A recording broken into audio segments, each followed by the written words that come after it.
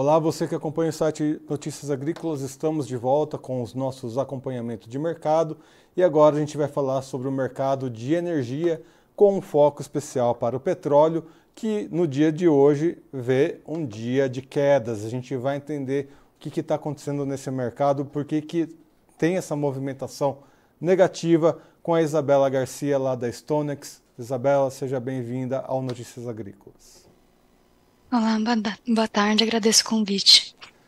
Bom, Isabela, parte da explicação é demanda, né? A gente vê uma demanda um pouco enfraquecida, né, com relação ao petróleo, e por outro lado, né, principalmente Rússia movimentando alguns pauzinhos aí para oferta. O que está acontecendo no mercado de petróleo que explica de fato o que está acontecendo, né, o que está motivando essas quedas?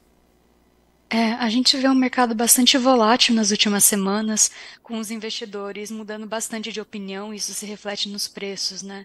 Por exemplo, no início da semana, no final da semana passada, o petróleo avançou bastante, com uma perspectiva mais positiva sobre a macroeconomia, especialmente a economia americana, mas no início dessa semana, né, e especialmente ontem e hoje, a gente vê essas quedas bastante fortes do petróleo, e o fator de demanda e preocupações, principalmente com a demanda chinesa, com a China tendo essa desaceleração da economia, em alguns setores que são mais intensivos em combustíveis ou em petróleo, por assim dizer, acaba impactando essa percepção de consumo para 2024.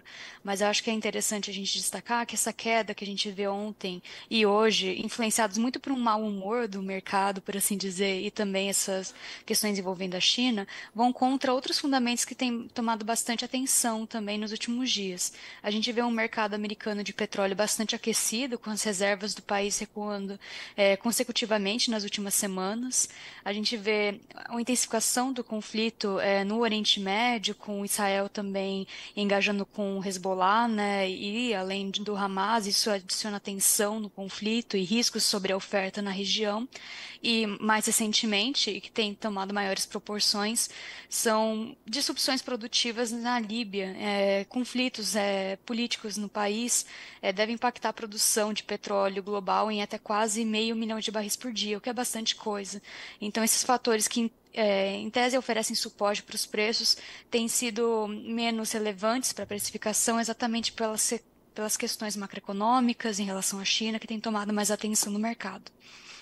E essa posição da Rússia, né, alavancando exportações, o que isso significa diante desse cenário macroeconômico?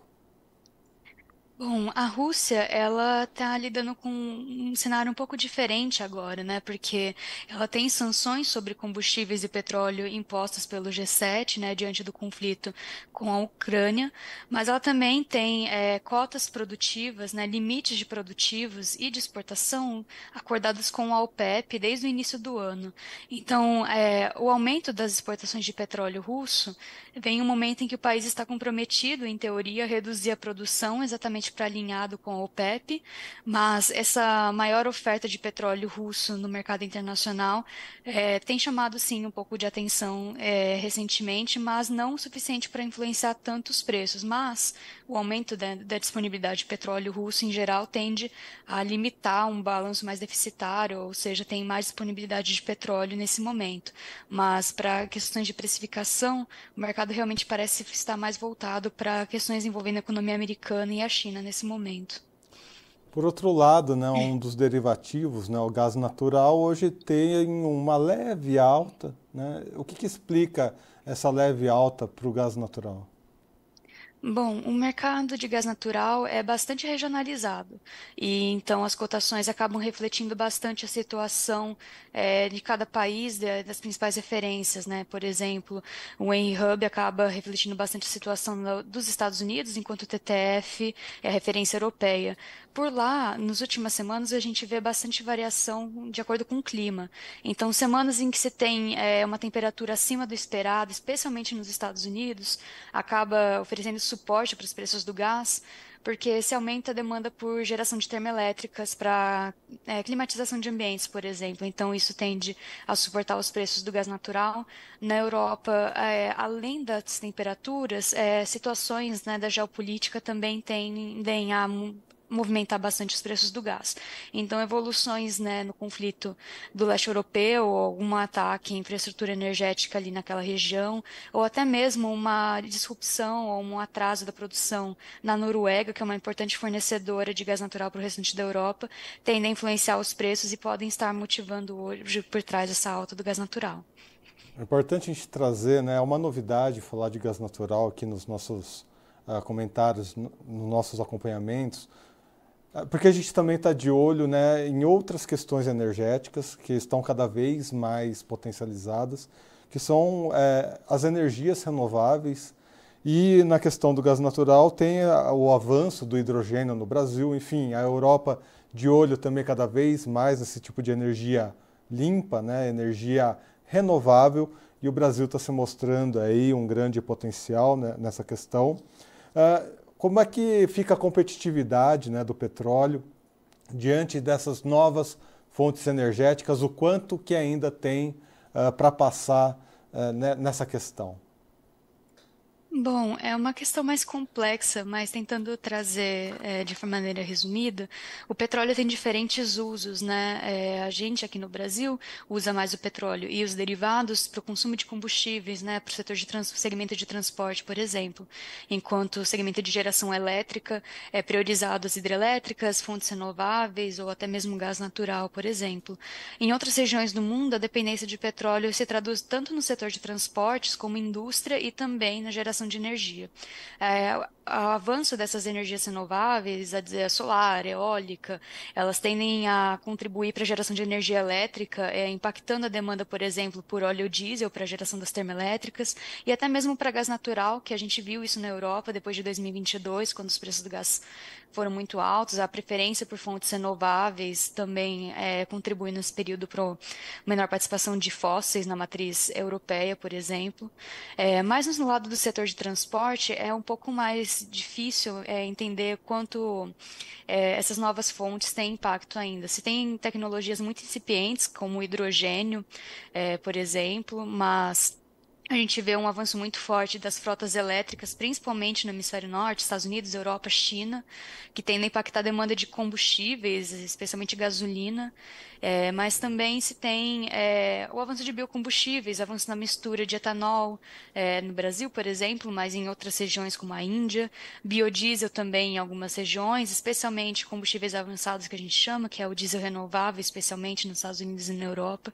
Então, se tem essas várias frentes de substituição aos fósseis, mas que ainda é um processo que deve ser um pouco mais demorado, e é exatamente porque se tem dificuldades tecnológicas de viabilidade de larga escala dessas tecnologias renováveis.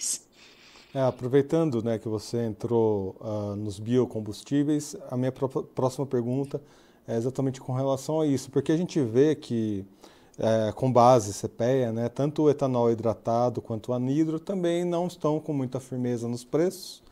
Em compensação, o etanol internacional, aí sim, você já vê demanda mais positiva, né, números um pouco mais positivos do que, né, o CPEA. O que explica isso? Claro, são etanóis que têm origens diferenciadas, o biodiesel também tem origens diferenciadas. Como que fica essa competitividade, né, dos biocombustíveis diante desse cenário que você explicou no começo da nossa conversa? Bom, eu vou acabar usando mais o caso do Brasil por conta do etanol, né? A variação do preço do CPEA pode refletir diversos fatores, especialmente estoques, por exemplo, nas usinas. Então, se tem, às vezes, parte dessa variação pode ser explicada por isso. Eu não sou uma especialista do mercado de etanol, mas considerando a competitividade do hidratado em relação ao fóssil, que é a gasolina, a gente vê ainda uma competitividade bastante favorável ao biocombustível em alguns estados consumidores. A gente viu, de acordo com a ANP, os preços, né, finais do etanol subiram, né, nos postos em diversas regiões, inclusive no Sudeste, em estados como Minas Gerais, Paraná, São Paulo, Rio de Janeiro, enfim. Mas mesmo com esse avanço dos preços do etanol, por exemplo, no estado de São Paulo, que é onde mais se consome tanto o derivado como, em geral, combustíveis leves, o biocombustível, na verdade, a gente vê que a paridade segue abaixo de 70%, o que continua favorecendo o consumo de hidratado frente à gasolina acontecer. Alguns estados essa paridade degradou mais nas últimas semanas e voltou a ficar acima de 70%, mas no geral o que a gente vê em 2024, por exemplo, foi realmente um consumo mais favorável ao etanol e que isso tende a estimular ainda mais a demanda pelo biocombustível ao longo desse ano. Isabela, muito obrigado pelas suas informações. Seja sempre bem-vinda aqui ao site Notícias Agrícolas. Eu que agradeço, obrigada, boa tarde. Obrigado você também que nos acompanhou nessa entrevista, né, trazendo aí informações sobre o mercado de energia, petróleo, que vê aí quedas, né, a gente vê um cenário macroeconômico muito tenso, muito complicado, né, regiões produtoras aí de petróleo com conflitos, né, Oriente Médio principalmente ali, e a demanda também não está tão aquecida, o que também traz aí um certo pessimismo, né? Trazem aí fundamentos negativos para o petróleo nesse momento, enquanto que outros combustíveis, como o etanol brasileiro, também aí não vê grande firmeza nos seus preços, né? E por outro lado, né, os biocombustíveis, as energias verdes estão surgindo, né, estão ganhando aí sua relevância, mas ainda tem muita história para acontecer até termos aí uma competitividade crescente. É um fato, né? A Europa passa a exigir cada vez mais, né, a presença de combustíveis verdes, né, energias renováveis, e isso vai acabar impactando fortemente esse mercado. Muito bem, amigos, você que nos acompanharam pelo YouTube, lembra de se inscrever aqui no canal oficial do Notícias Agrícolas. É muito importante ter a sua participação aqui no nosso canal, para que cada vez mais pessoas recebam as nossas informações. Todos os dias trazemos informações dos principais mercados de commodities do Brasil e do mundo. Então, faça a sua parte, se inscreva no canal e assim todos se tornam os produtores rurais mais bem informados do Brasil. Eu sou Erickson Cunha, vou ficando por aqui, até a próxima. Um abraço.